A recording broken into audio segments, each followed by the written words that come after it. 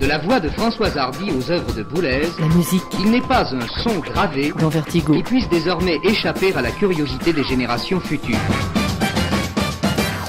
Un jeudi sur deux, on retrouve Pierre de Bourknecht qui ouvre pour nous le grand dictionnaire de la musique. J'ai un très beau texte sous les yeux, je vous le dis, je suis très heureux. Afin de mieux comprendre ce que l'on nous met dans les oreilles. Aujourd'hui, vous venez nous expliquer, à l'aide de Mozart, et surtout du dernier single de David Guetta, ce qu'est un accord de sixte napolitaine. Surtout, j'ai souligné le dernier single de David Guetta. Et pour bien comprendre ce dont je vais parler, il faut se rappeler d'abord qu'un morceau pop, en principe, c'est construit sur 4 accords qui font partie de la même tonalité. Ça va, Christine? Jusque-là, tout va bien. Si on est par exemple en Do majeur, on aura 4 accords formés avec les notes de la gamme de, Christine? Do. Par exemple, c'est ça. Hein. C'est donc les touches blanches du piano, si vous avez un piano devant vous, et si vous voulez faire les accords de la gamme de Do, enfin plutôt de Do majeur, oui, il faut mettre des espaces entre chaque note, et puis vous aurez tout ça, il suffit juste de toucher les notes blanches. C'est les Pump It Up, non? Oui, puis les Boys Don't Cry de Cure, voilà. Ouais. Ce sera pareil en la mineure d'ailleurs, puisque cette tonalité utilise les mêmes notes, c'est la relative mineure. Bien. Il arrive parfois que dans la suite d'accords utilisés, il y en ait un qui semble étranger à la tonalité. Et c'est le cas dans un bon gros tube actuel. Là, c'est Michel qui va être content, je vais vous faire écouter Flames de David Guetta. Non, bien sûr que je plaisante. Écoutez bien le 4e accord, c'est un accord un peu bizarre, mais très légèrement.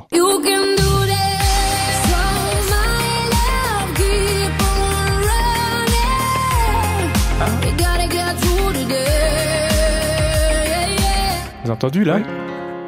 Dans ce titre, composé par Giorgio Tunford, je souligne quand même parce que c'est un pianiste avec une solide formation classique, c'est pas Guetta qui a écrit bien sûr, la tonalité est en Do mineur.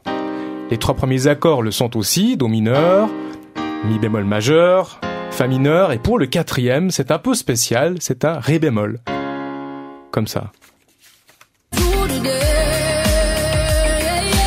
Or, il n'y a pas de Ré bémol dans la gamme de Do mineur. Diantre. Et ça sonne quand même bien, c'est ça qui est fou.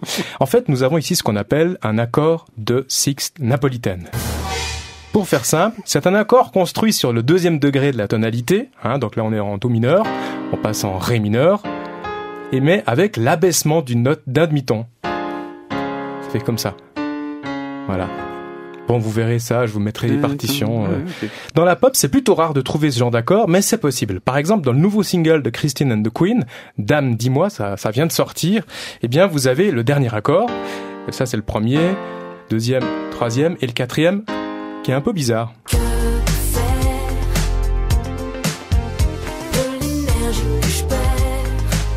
Ça, là.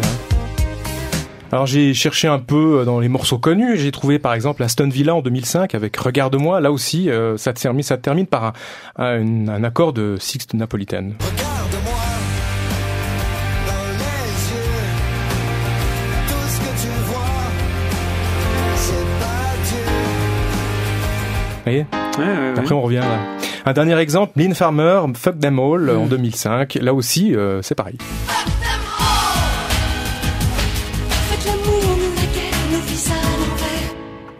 Et on revient. J'ai fait une passe un peu ratée, mais c'est pas grave. Très bien. Alors, il y a juste un petit problème dans mon histoire de sixte napolitaine. C'est que selon la théorie classique, l'accord en question prépare normalement un accord de dominante, pas de tonique. En gros, il faut 3 accords et pas seulement 2. On ne devrait pas avoir seulement un truc comme ça, comme on a entendu ça dans Fuck Them All, Fuck Them All, mais il faudrait avoir quelque chose dans ce goût-là. Même si j'ai raté 2-3 notes. Pour résoudre le truc. Voilà, exactement. 3 notes et pas 2, sinon ce serait plagal. Alors les compositeurs classiques ont beaucoup utilisé cette suite de 3 accords, notamment parce que la sixte napolitaine, c'est expressif. Mozart, par exemple, en 1781, dans sa sonate pour piano et violon numéro 25, on est en Ré mineur, comme ça, et vous avez cet accord-là, qui est un accord de sixte napolitaine. Entendu ? Faut le remettre pour Christine, je crois. C'est quand ça fait comme ça, là. Tintilam, ça, là. Et après, résolution normale. 10 ans plus tard, dans sa Flûte enchantée, Mozart fait chanter une sixte napolitaine au personnage de Pamina. C'est quand celle-ci chante non, pardon. Quand elle chante So wird Ruh im... Non, c'est joli, c'est bien, ça ponctue avec des blagues macroniques. Comme on est perdu dans la sixte napolitaine, ça vaut la peine. Donc voici la sixte en question.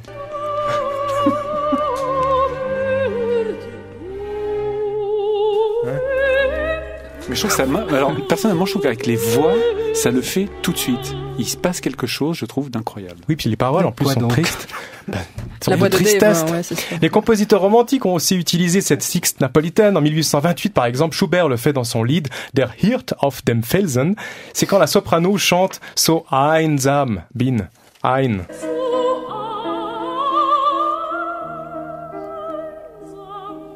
On écoute toujours la même chose, c'est toujours des cadences de ce type-là.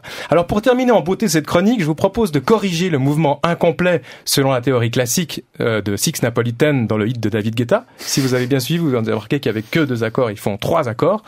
Pour cela, rien de mieux qu'un petit featuring de Wolfgang Amadeus Mozart avec David Guetta. Voilà.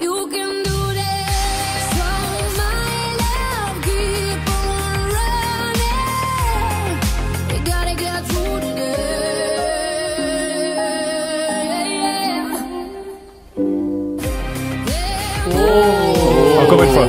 Quelle belle résolution. Allez, encore une.